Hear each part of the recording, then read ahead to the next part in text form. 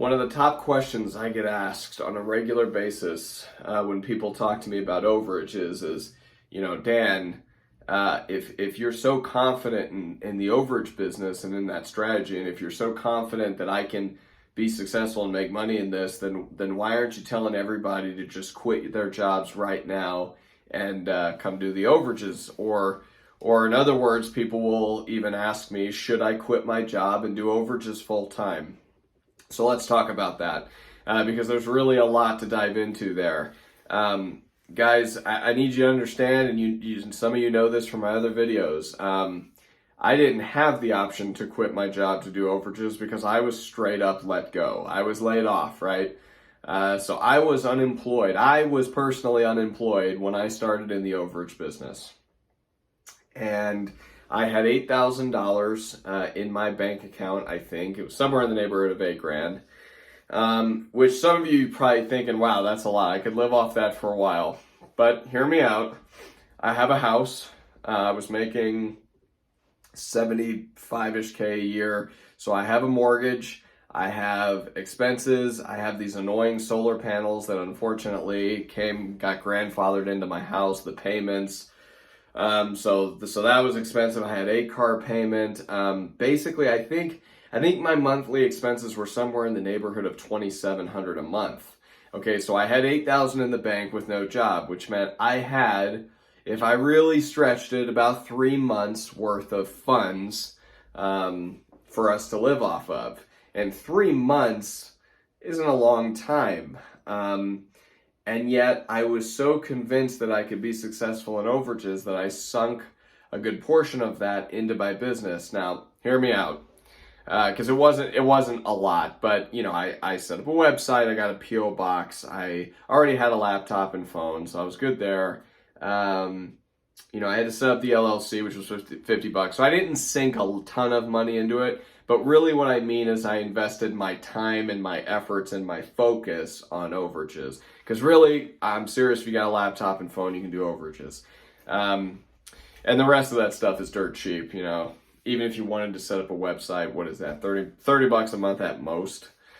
But at any rate, guys, here's my answer to that question. Though I did this starting full time, I do not recommend that you quit your job and start the overage business.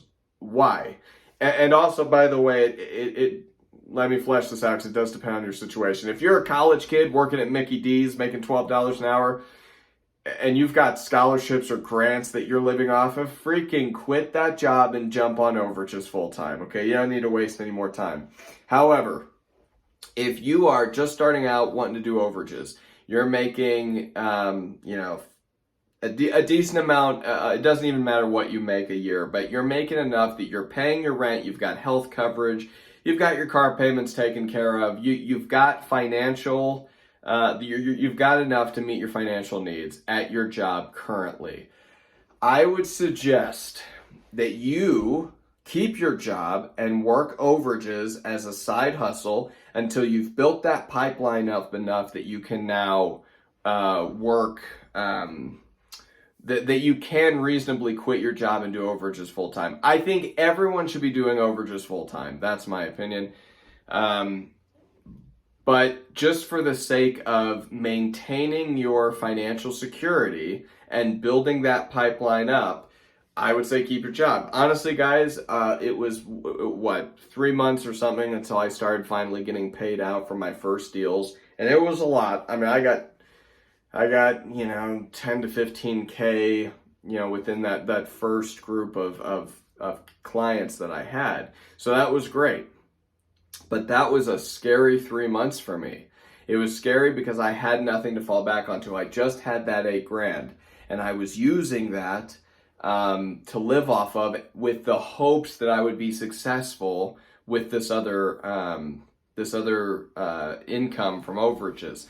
So I was nervous. That was a lot of sleepless nights for me. I did not get a lot of sleep. I was working. And even then, because I only had so many lists, I mean, I'm serious, I was probably only working 5-ish hours a day because I was hammering through the leads I had and getting more leads. But But I wasn't working a lot of hours, but I was definitely stressing a ton because I didn't know for sure that it would work, right? So the problem with starting any new business. Now, if you are in a job that gives you killer healthcare, for example, because when you go self-employed, you got to get your own healthcare. If you're working a job where you're getting killer healthcare and you've got kids or a wife or someone or a husband who has a lot of medical needs, then again, you got to weigh that because getting on a private healthcare plan might cost you a bit. So again, you got to weigh these options. Now, in overages, I made well into the six figures my first year. So any healthcare plan I would have needed, I could have gotten. But again, that's a little trickier than if your job's giving you something killer. So maybe you do overages on the side. Use your overage business to really build up that personal wealth, buying your house, your cars, buying more education or investing in your business itself. So there's options here. But I still think you have to weigh what your finances are versus how much time you're willing to put into the overage business. I do this full time, guys. This is all I do. Okay, this is all I do. And it has paid the bills. It has made me more money than I've ever made before. I still don't recommend that you quit your job because I want to spare you the stress that I felt my first 3 or 4 months doing this. I say 3 or 4 months because most courts take about that to actually mail the check to you, right? You're dealing with the government and the courts, and they're not notoriously fast. So 2 to 4 months is the average there before you get a check. Okay, so guys, to recap, you have to weigh what your finances are like. If you've got tens of thousands of dollars in your account already, and you're feeling already pretty financially secure, then shoot, man, I almost say quit your job and do this full time. That's certainly what I did. If you have people that depend on you who are in your home, and you got to make those rent payments, and you don't have a ton of money already in the bank, I would say do this as a side hustle. Don't quit your job just yet. Keep that medical insurance, keep your family feeling financially secure, build this up on the side, and eventually, hopefully very soon, you'll probably be in a position where you can quit your job and do this full time. Overages are great, guys. I'm an introvert. I like working by myself. I don't like sitting in a cubicle with 30 other people. I don't like driving to work. I don't like dealing with bosses. I say bosses because let's face it, who amongst us really has ever only had one boss? I always have 10 people over me telling me what to do. I like counting on myself because I know that I can get stuff done and I can make myself more money than I would get at a company where I'm making them infinitely more than what they're paying me. I think you guys know what that's about. And so I do this full time, and I recommend you do it full time too. Eventually, build that pipeline first. Get your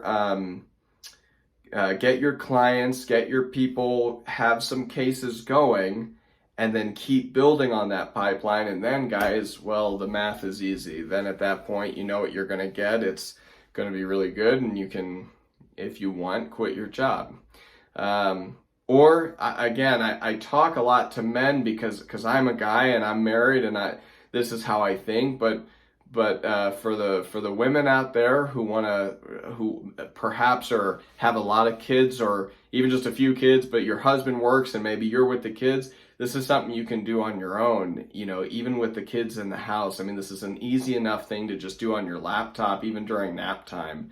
I'm trying to think. So I've covered college kids. I've covered men like me who are in the workforce, women who maybe are at home with kids, even women working jobs. Guys, this business does not discriminate. You can do this whatever your situation. The point is, do you do this full time or do you do this while you have your job? And I have to leave that up to you to decide. I think you guys understand my thought process here. I'd love to see you do this full time eventually. If you're anything like me, this will be a great move for you. Certainly making more money than you've probably been making. But you definitely need to weigh your finances with with how long you can pull this off, right? So build that pipeline first, get your clients going, get those checks in the mail, and at that point you can reasonably decide if this is a sustainable thing where you can quit your job. I think it will be for you if you work at it even just a few hours a week. I think it will be. So it certainly was that way for me, and I'm not special, I'm not unique, I am not some mad scientist who came up with some crazy method of getting this done. I'm just a guy who has a phone and a laptop, calls people, gets some clients, finds lists, and gets overages. So if you're interested in learning about this, certainly subscribe, like the video, help me out on that. But also check out my program. I'll put the link to a webinar down below that you can take a look at that. Love to teach you this business. It's a great one. It's made me and my students lots of money. I know it will be beneficial for you. It's also really beneficial for our clients. As you know, these people have been foreclosed on. They need the money. They could really use it. And so I call that a win-win-win. You make your client money, you make yourself money, you get this money off the books for other people who are dealing with it. So it's great. It's perfect, right? So click the link, learn more, and stick around. I'll have more videos about this later. See you on the next one, guys. Bye.